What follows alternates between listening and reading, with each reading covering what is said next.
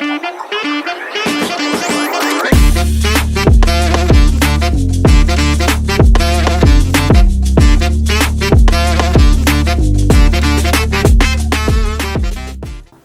Morning every one. എല്ലാവർക്കും talk of the ടൗണിൻ്റെ ഏറ്റവും പുതിയ എപ്പിസോഡിലേക്ക് സ്വാഗതം. ഇന്ന് നമ്മൾ ഈ വീഡിയോയിൽ സംസാരിക്കുന്നത് ഏറ്റവും പുതിയ ദീപാവലി റിലീസ് ഡ്യൂഡ് എന്ന സിനിമയുടെ വിശേഷങ്ങളാണ്. നമുക്ക് എല്ലാവർക്കും അറിയാം, കഴിഞ്ഞ കുറേ ദീപാവലി സീസണിലൊക്കെ എപ്പോഴും ഒരുപാട് സിനിമകൾ തമിഴ് ഇൻഡസ്ട്രിയിൽ നിന്നായാലും അതുപോലെ ബോളിവുഡിൽ നിന്നായാലും ഒക്കെ റിലീസാവുന്നതാണ്. പക്ഷേ ഇപ്രാവശ്യം വളരെ ലിമിറ്റഡ് ആയിട്ടുള്ള സിനിമകൾ മാത്രമേ റിലീസായിട്ടുള്ളൂ. അതിൽ തന്നെ തമിഴ് ഇൻഡസ്ട്രി മാത്രം നമ്മൾ സ്പെസിഫിക് ആയിട്ട് നോക്കുകയാണെന്ന് വെച്ചിട്ടുണ്ടെങ്കിൽ യങ്സ്റ്റേഴ്സിൻ്റെ 2 പടമാണ് ഈ സമയത്ത് ഈ ദീപാവലി സീസണിൽ റിലീസായിട്ടുള്ളത്. ഒരെണ്ണം ഈ ഡ്യൂഡും ഒരെണ്ണം പൈസനും. വേറെ ഒരു സീനിയർ ആക്ടേഴ്സിൻ്റെ സിനിമയും ഈ ഒരു സീസണിൽ റിലീസായിട്ടില്ല. അതൊരു ഈ സീസണിൻ്റെ ഒരു പ്രത്യേകതയാണ്, വേറൊരു സിനിമയും വന്നിട്ടില്ല എന്നുള്ളത്. അതിൽ ഡ്യൂഡ് എന്ന സിനിമയുടെ വിശേഷങ്ങളാണ് നമ്മൾ ഈ വീഡിയോയിൽ സംസാരിക്കുന്നത്. ഈ സിനിമ ഒരു കോമഡി, റൊമാൻറ്റിക്, ആക്ഷൻ ആ ഒരു കാറ്റഗറിയിൽ വരുന്ന ഒരു സിനിമയാണ് ഡ്യൂഡ്. ഇത് എഴുതി സംവിധാനം ചെയ്തിട്ടുള്ളത് കീർത്തീശ്വരൻ. അദ്ദേഹമാണ് ഇതിൻ്റെ റൈറ്ററും അതുപോലെ ഡയറക്ഷനും ചെയ്തിട്ടുള്ളത്. അതുപോലെ ഇതിൻ്റെ പ്രൊഡക്ഷൻ മൈത്രി മൂവി മേക്കേഴ്സിൻ്റെ പ്രൊഡക്ഷനിലാണ് ഈ സിനിമ റിലീസായിട്ടുള്ളത്. അതുപോലെ ഇതിൻ്റെ മ്യൂസിക് ഡയറക്ഷൻ ചെയ്തിട്ടുള്ളത് സായ ബേങ്കർ. ഇതിൽ ലീഡ് ക്യാരക്ടേഴ്സ് ചെയ്തിട്ടുള്ളത് പ്രദീപ് രംഗനാഥനും അതുപോലെ മമിത ബൈജുവാണ്. അതുപോലെ വളരെ പവർഫുൾ ആയിട്ടുള്ള ക്യാരക്ടേഴ്സ് പിന്നെ ചെയ്തിട്ടുള്ളത് ശരത് കുമാർ, രോഹിണി, അവരൊക്കെയാണ് ഇതിൽ പ്രധാന കഥാപാത്രങ്ങൾ അവതരിപ്പിച്ചിട്ടുള്ളത്.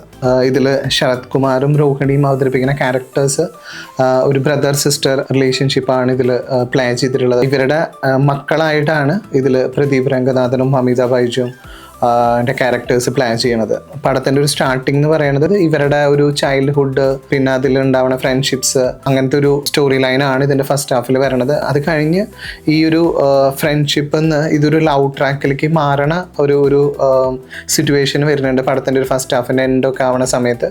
അത് തൊട്ടിട്ട് പടത്തിൻ്റെ സ്റ്റോറി ലൈൻ മൊത്തത്തിൽ മാറാണ്. അപ്പോൾ നമ്മൾ ആ ഒരു ഫസ്റ്റ് ഹാഫിൽ ഒരുപാട് കളർഫുൾ സീൻസുകളും അതുപോലെ ഈ പ്രദീപിനെ നോർമലി ഭയങ്കര എഫേർട്ട്ലെസ് ആയിട്ടുള്ള കുറേ ഭയങ്കര ഫ്രീ ആയിട്ടുള്ള എന്താ പറയുക പെർഫോമൻസുകളൊക്കെയാണ് ആ ഒരു ഫസ്റ്റ് ഹാഫിൽ വരണത്. അവരൊരു ഇവൻറ്റ് മാനേജ്മെൻറ്റ് കമ്പനി നടത്തുന്നതും അതിൽ ഇവർ രണ്ടുപേരും, അതായത് പ്രദീപിൻ്റെ ക്യാരക്ടറായാലും അമിത ബൈജുവിൻ്റെ ക്യാരക്ടറായാലും അവർ രണ്ടുപേരും ആ ഒരു കമ്പനിയുടെ പാർട്ടാണ്. അപ്പോൾ അവർ നടത്തുന്ന കുറേ ആക്ടിവിറ്റീസും ഇവൻറ്റ്സും അവരുടെ ഫ്രണ്ട്ഷിപ്സും ഒക്കെ അങ്ങനെ ഭയങ്കര ഒരു എൻഗേജിങ് ആയിട്ടാണ് അതിന് ഫസ്റ്റ് ഹാഫ് പോണത്. പക്ഷെ അതിന് ടുവേർഡ്സ് എൻഡിലാണ് ഇതൊരു ലവ് ട്രാക്കിലേക്ക് മാറണതും. അതിനുശേഷം പടം വേറെ ഒരു സ്റ്റോറി ലൈനിലേക്കാണ് പോണത്. അപ്പോൾ അതുകൊണ്ട് തന്നെ നമുക്കൊരു സെക്കൻഡ് ഹാഫ് നമുക്ക് ഫോളോ ചെയ്യാൻ കുറച്ച് ബുദ്ധിമുട്ടുള്ള രീതിയിലാണ് അതിൻ്റെ ഒരു സ്റ്റോറി ലൈൻ നിൽക്കുന്നത്. സെക്കൻഡ് ഹാഫിലേക്ക് പോണ സമയത്ത് ഈ ക്യാരക്ടേഴ്സിൻ്റെ ഒക്കെ ഇമോഷൻസ് ഭയങ്കരമായിട്ട് ഇവർ ഇതിൽ പ്ലേ ചെയ്യാൻ നോക്കുന്നുണ്ട്. പക്ഷെ അത് ഓഡിയൻസ് ആയിട്ട് കണക്ട് ചെയ്യാൻ പറ്റണില്ല ഇതിൻ്റെ ഒരു സെക്കൻഡ് ഹാഫിലേക്ക് പോണ സമയത്ത്. കാരണം അങ്ങനത്തെ ഒരു ഡിഫറെൻ്റ് ആയിട്ടുള്ള ഒരു സ്റ്റോറി ലൈനിലേക്കാണ് പോണത്. അപ്പോൾ അങ്ങനത്തെ കുറച്ച് ലാഗ് ഈ പടത്തിന് വന്നിട്ടുണ്ട് ഇതിൻ്റെ സെക്കൻഡ് ഹാഫിൽ. പിന്നെ ഇതിലെടുത്ത് പറയാവുന്നത് ശരത് കുമാറും രോഹിണിയും അവതരിപ്പിച്ച ക്യാരക്ടേഴ്സിൻ്റെ പെർഫോമൻസ് ആണ്. അവരുടെ വളരെ നല്ല രീതിയിലുള്ള ശരത് കുമാറിൻ്റെ ക്യാരക്ടറൊക്കെ ഒരു ഡിഫറെൻറ്റ് ഷെയ്ഡുള്ള ക്യാരക്ടറാണ്. അപ്പോൾ 2 ലെയറുള്ള ഒരു സ്വഭാവമാണ് അതിൽ ക്യാരക്ടറൈസേഷനിൽ കൊണ്ടുവന്നിട്ടുള്ളത്.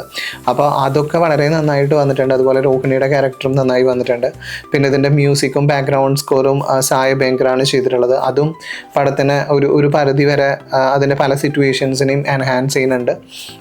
സെക്കൻഡ് ഹാഫിൽ ഈ നേരത്തെ പറഞ്ഞ കുറച്ച് എന്താ പറയുക, നമുക്ക് ഓഡിയൻസ് ആയിട്ട് കണക്ട് ആവാൻ പറ്റാത്ത ഒരു ഇമോഷൻസും അതിൻ്റെ ഒരു സ്റ്റോറി ലൈനും ഉള്ള കാരണം ഒരു ഡിസപ്പോയിൻമെൻ്റ് ആയിട്ടാണ് നമുക്ക് ആ ഒരു സെക്കൻഡ് ഹാഫ് തോന്നുന്നത്.